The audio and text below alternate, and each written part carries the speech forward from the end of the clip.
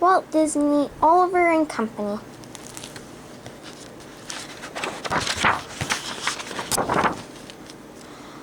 On a spring morning, the streets and sidewalks of New York were crowded with hurrying people.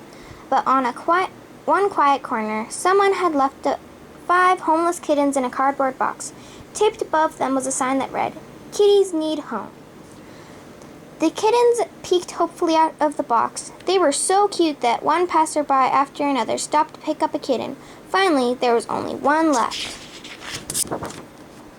No one had taken the fluffy orange kitten, and he felt lonely and afraid. He was hungry, too. Timidly, he climbed out of the box to look for something to eat. Whoosh! Huge cars and trucks whizzed past, and giant feet brushed by him. The blaring street noises, honking horns, clattering wheels, loud radios hurt his ears. This was no place for a kitten.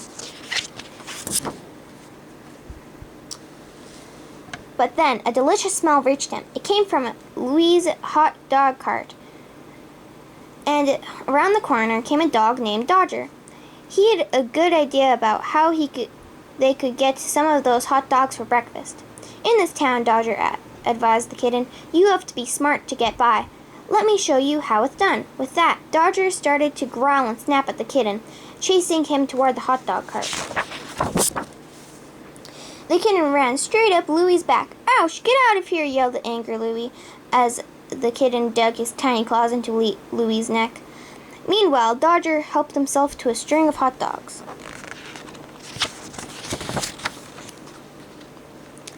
Then the clever dog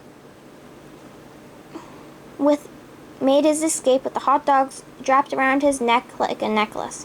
The kitten was right behind him, leaving the angry hot dog seller shaking his fist at them. "We were a pretty good team," the kitten said to Dodger. "When can we eat?" But Dodger had made up his mind not to share his prize. Suddenly, he raced away. "Wait for me!" cried the kitten. "Half those hot dogs are mine!" But Dodger only laughed and called back, "Sorry, kid, you're on your own now." Speeding through narrow alleys and over fences, the street-smart Dodger was sure he had lost his small friend. When he was down to the docks, he disappeared into a run-down barge. Along the barge, Dodger's gang greeted him eagerly. Rita the elegant Elfin hound, Einstein the Great Dane, Francis the bulldog who wanted to be an actor, and tiny Tervis Tito the Chihuahua. "Hey, Dodger fans, it's time to eat," said Dodger proudly, as he gave out the hot dogs. Then he began to brag about the fierce monster he had to fight to get them.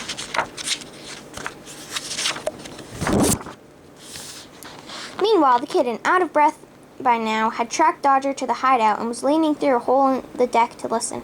Suddenly, the kitten leaned over too far, and his small furry form tumbled down among the startled dogs. The gang surrounded the frightened kitten and glared at him. He said in a shaky voice, "I was just following this dog."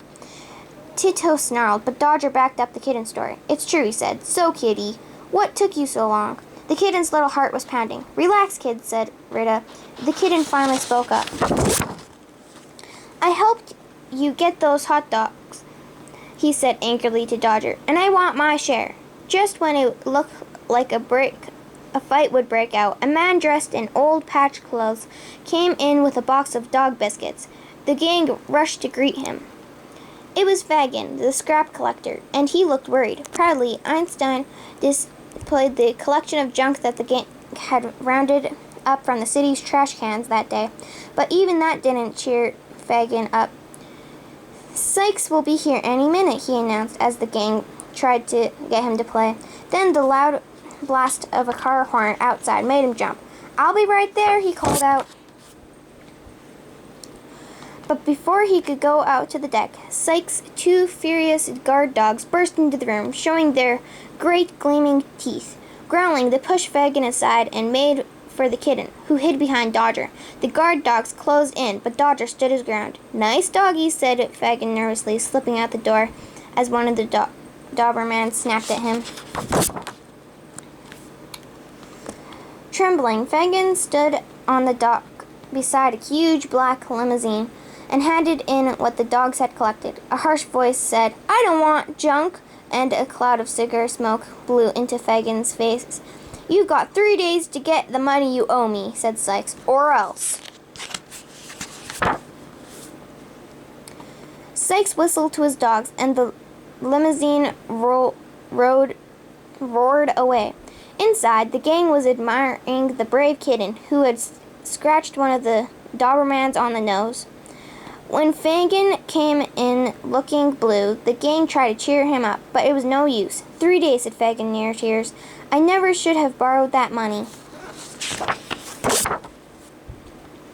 Suddenly, Fagin brightened as he remembered something. "Who scratched that Doberman on the nose?" he asked. Gently, Dodger pushed the kitten forward. "You," Fagin laughed, picking up the kitten. "That took a lot of guts. We never had a cat in the gang before," but the gang barked approval for the kitten's adoption. Worn out by his troubles, Fagin fell asleep as soon as he had read the gang a story. The kitten curled up comfortably in Dodger's bed, very glad that he had found a home. Next morning, Fagin woke up in better spirits. "Let's go," he said, and the whole gang climbed into a battered three-wheeler and took off with a roar. Bouncing and jouncing, they headed for the city. They were a motley crew, with their ears flying in the wind. Excitedly, the kitten hung on, sure that the day would be full of adventure. The kitten was right. Fagin had a plan, and Dodger explained it while Francis and Einstein went down the block and hid behind a building. If car radios were after today," said Dodger, "they'll bring a good price for Fagin. Watch how we do it." The Bulldog and the Great Dane took up their positions near a traffic light. When it turned red, an expensive-looking limousine pulled to a stop, and Einstein threw himself against it. Then he let out a series of loud yelps, as if he'd been hurt. The limousine driver jumped out to see what had happened. Meanwhile, Einstein had slipped away, leaving the talented actor Francis in his place. Francis waved all 4 feet in the air and cried pitifully, convincing the poor driver that he was hurt. The driver was so upset that he didn't see Tito, the technical wizard, just jump into the limousine to start to work on the wires under the dashboard with his keys. The kitten was to keep watch, but he got too nervous that he stumbled onto the ignition key and gave Tito a terrible shock. Tito gave a loud screech, and Whitson, the driver, rushed back just in time to see the little dog leap out. Forgetting all about the radio, Tito ran for his life, leaving the frightened kitten in the car. In the back seat was a little girl, who reached over to pick him up. "What a sweet kitty," the little girl cried happily. "You're coming home with me." By this time, Whitson was very confused by all the animals he had seen in the last few minutes. "Why, Miss Jenny, where did you find that cat?" he asked. "He's lost," replied Jenny, "and we're taking him home with us." As the limousine rolled away with the kitten, the gang stared after it. "Tito, you were supposed to keep an eye on him," snapped Dodger. "Well, it's hard to watch anything when you're getting fried," Tito replied angrily.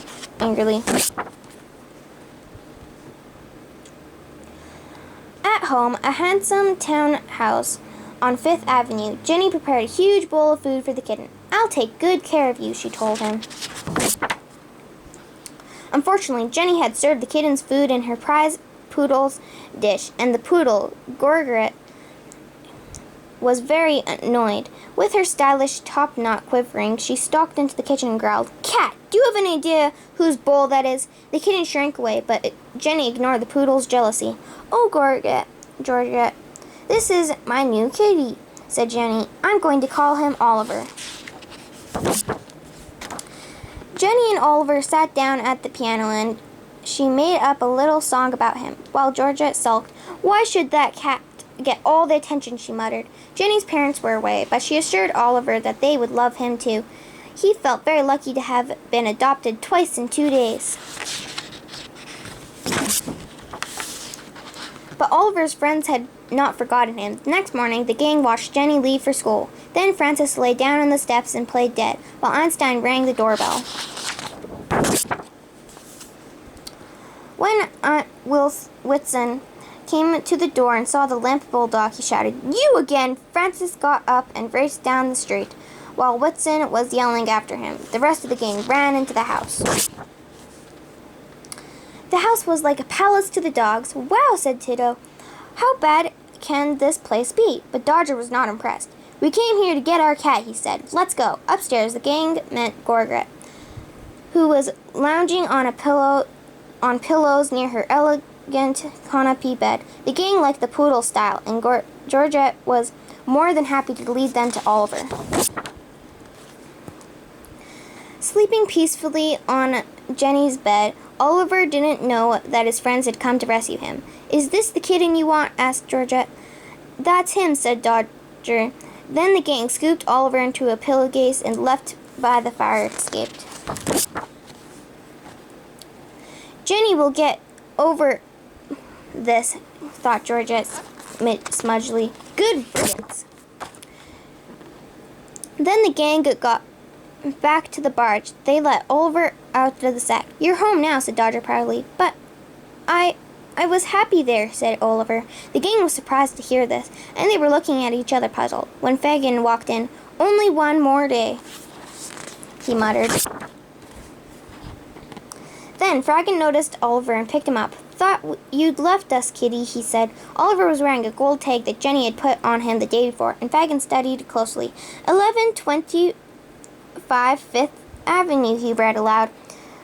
"So that's where you've been, where the rich people live." Fagin's face brightened. Maybe there was a way to get the money he owed Sykes after all.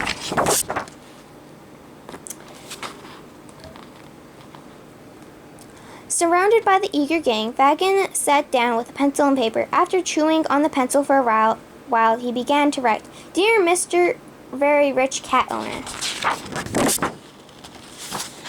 Then Fagin brought Oliver to Sykes' warehouse in the shipyard, a dark, creepy building where the gangster had his office. "So, Fagin," demanded Sykes, "have you brought my money?" "Sykes," stammered Fagin, "I'm an airtight kitty, plan.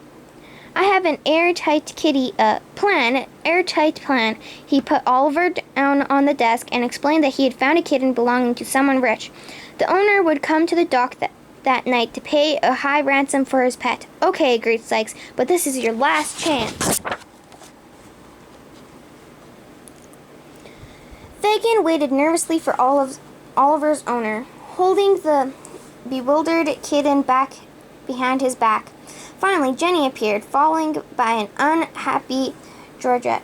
"Excuse me, sir," said Penny to Fagin. "I'm looking for my stolen kitten. I brought this to pay his ransom." When she held up her piggy bank, Fagin felt ashamed. He couldn't go through with his plan. "That's funny," said Fagin, producing Oliver. "I just found this lost kitten. Is he yours?" "Oh, Oliver!" cried Jenny, taking him in his arms. "Thank you, mister." Oliver purred as loudly as a kitten could. Unknown to the three on the dock, Sykes had been watching from his limousine. Realizing that he could get much higher ransom for Jenny than for the kitten, he roared up the alley and snatched the child into the car. Poor Oliver was left behind as Fagin chased after the limousine, shouting, "You can't do that!" Aboard the barge, the gang heard the yelling outside and rushed to investigate. "Jenny!" cried Oliver. "He took Jenny!" "Don't worry," said Dodger with a reassuring wink. "We'll get her back." Georgette agreed to help, and they set off to Sykes' warehouse at a run. The gang was in luck. Sykes was busy on the telephone, trying to reach Penny's parents and to demand a ransom. With his back to the TV monitors, he didn't see the gang slip into his hideout. Tito, the wiring expert, began to shut down the electrical system, while Einstein locked the door to Sykes' office. But the gang had forgotten about Sykes' secret weapon, the powerful Doberman guard dogs. On his shouted orders, they began sniffing around the warehouse, searching for the intruders.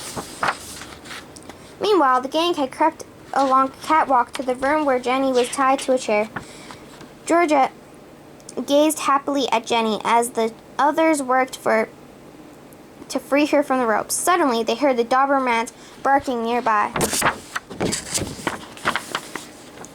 Then Tito spotted a way out. He sped up to a platform where a large crane controlled a hook hanging from the ceiling. Quickly, Tito began to rewire the control box, which lowered the hook toward Jenny's chair. Dodger attached the hook to the chair and ordered, "Quickly, everyone, climb on!" Just as the chair rose toward safety, Sykes burst in with an axe in his hand, following by the snapping Dobermans. Sykes struck a control panel with the axe, and a burst of electricity threw Tito from the platform. The chair crashed to the floor, scattering Jenny and the gang.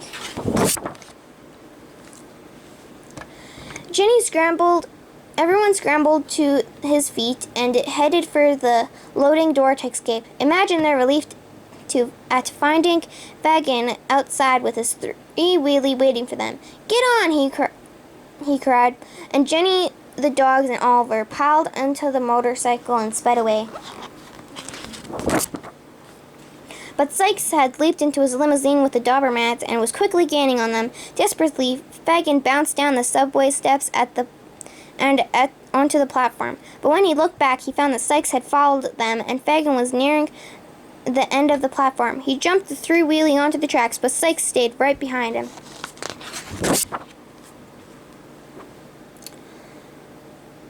"Help!"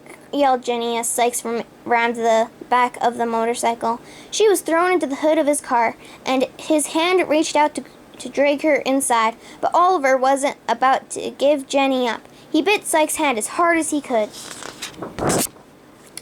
Dodger's attack sent the surprised Dobermans crashing through the back window. One fell to the tracks, and Dodger fought the other on the car roof, where Oliver joined him. Then Dodger and Oliver saw Fagin swing out onto a bridge. Sykes followed. When Fagin saw that the end of the bridge was blocked off, he swerved wildly to the right. Right behind him, Sykes slammed on his brakes, but it was too late. Dodger and Oliver jumped off the limousine just as it drove off the bridge. Jenny hugged Oliver tightly as the big black car disappeared. That was the last anyone saw of Sykes. The next day, Jenny invited the whole gang to her birthday party. Whitson and Fagin drank sparkling soda to celebrate Jenny's return, while Jenny and the gang, including Georgette, had plenty of ice cream and cake. Tito and Einstein agreed that the new friendship they'd made were worth all the trouble they'd been through, and Jenny said she already had her birthday wish. "Oliver and all of you, safe and sound." Happy to leave Oliver in such a good home and promising to visit, the gang headed back to the city streets they loved, hopping a ride on a passing car. They made up a wonderful song about life in New York. The end.